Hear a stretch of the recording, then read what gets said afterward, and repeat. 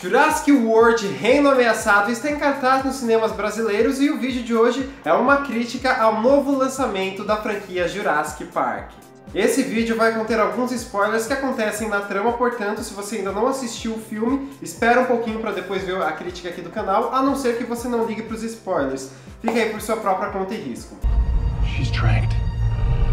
Okay, come on.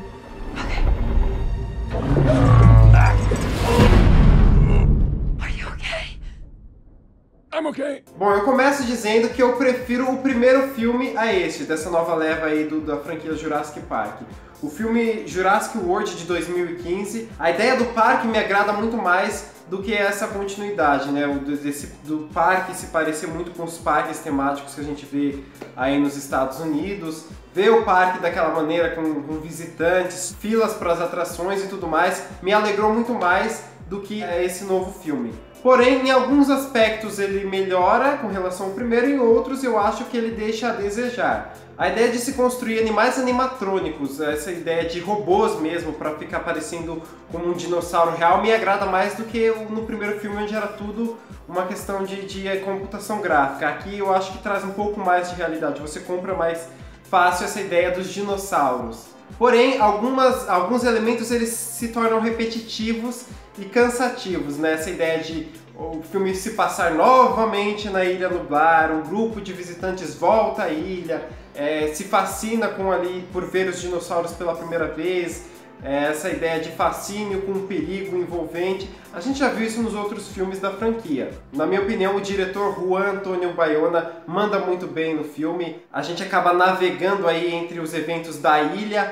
até a mansão onde se desenvolve ali boa parte do segundo ato da trama. Então, se no primeiro momento a gente vê ali características do diretor, onde ele tem essa bagagem de produzir tragédias, como a gente viu em Impossível, com um tom mais azulado, esverdeado, obviamente por estar na ilha, demonstrando aquela preocupação, um senso de urgência. No segundo momento, a gente tem essas cenas ali no encerramento, na segunda metade para o encerramento do filme, dentro de uma mansão, onde a gente vê ali características de um outro filme que ele também produziu, que é o Orfanato, onde tem esse tom de mais terror, onde personagens dentro de uma mansão mal assombrada, no caso aqui com dinossauros à solta, onde eles não fazem a mínima ideia de onde o perigo possa estar. Então você sente esse medo durante esse período do filme. Com relação aos personagens, eu acho que aí é onde o filme mais peca, porque o desenvolvimento deles não me agradou muito. A gente tem aí os extremos entre os protagonistas. Se o personagem ali do Chris Pratt, o Owen,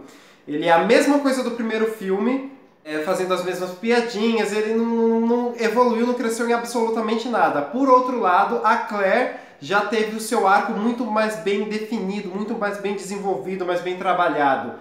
De uma executiva que chamava os dinossauros de itens, aqui ela acabou se transformando numa lutadora pela causa desses animais que aqui não são mais extintos, mas correm o risco de entrar em extinção, devido aí à erupção do vulcão que voltou à ativa.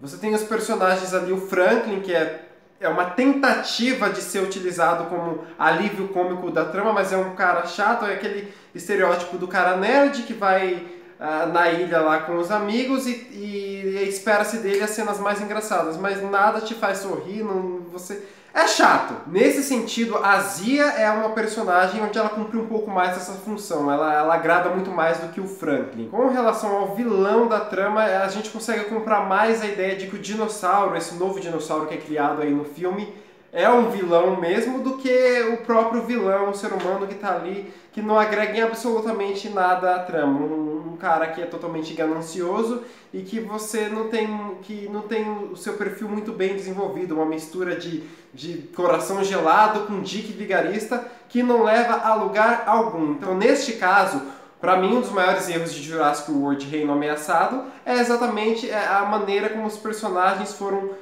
desenvolvidos. E para finalizar, a narrativa, que é totalmente repetitiva. Esses blockbusters americanos muitas vezes cometem essa falha de não desenvolver a história. O que deu muito certo no primeiro filme, então aquilo que deu certo a gente vai repetindo nos próximos. Então, como eu já disse, a gente vê aí novamente esses grupos que volta à ilha e se encanta no primeiro momento com os dinossauros e depois o perigo está ali rondando eles o tempo todo.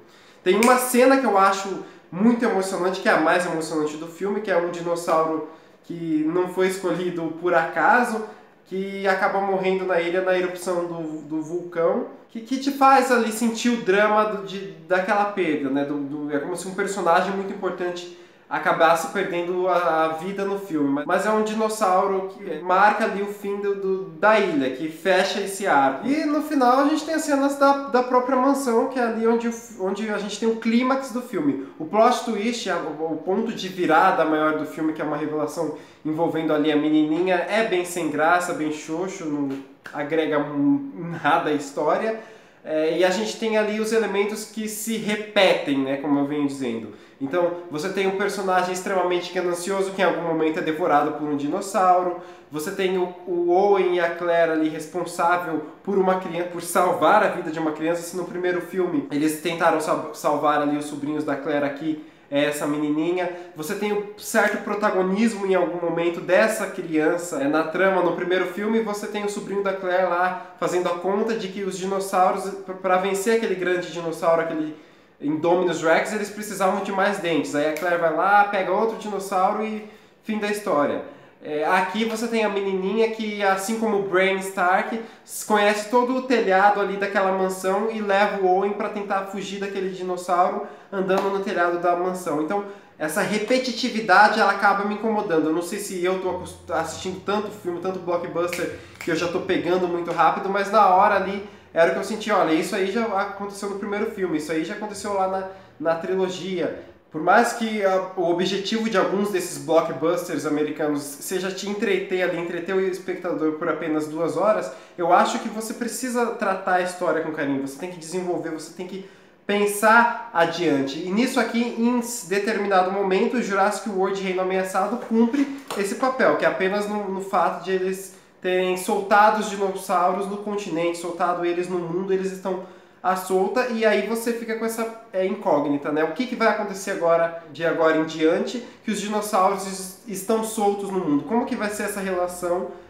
do homem versus esse animal na sociedade, né? A gente tinha eles presos ali dentro da ilha, controlados por uma empresa que controlava eles, que cuidava desses dinossauros. Agora eles estão soltos na sociedade, então aí você tem um gancho para uma nova história e a minha torcida é que eles consigam desenvolver isso muito bem, que eles tratem isso com carinho e que venham novos filmes para agregar e fazer a franquia crescer, fazer com que os filmes sejam cada vez um melhor do que o outro. Nesse caso, eu acho que o primeiro é melhor do que o segundo. No segundo a gente tem algumas coisas ali que são melhoradas, outras nem tanto, porém eles deixam esse gancho no final para a gente ter uma continuidade. Pois então, você já assistiu Jurassic World Reino Ameaçado? O que você achou do filme? Deixe aí nos comentários a sua opinião e não esquece de curtir o vídeo e se inscrever no canal para vir acompanhando aí o conteúdo que eu vier disponibilizando. Belezinha? Até o próximo!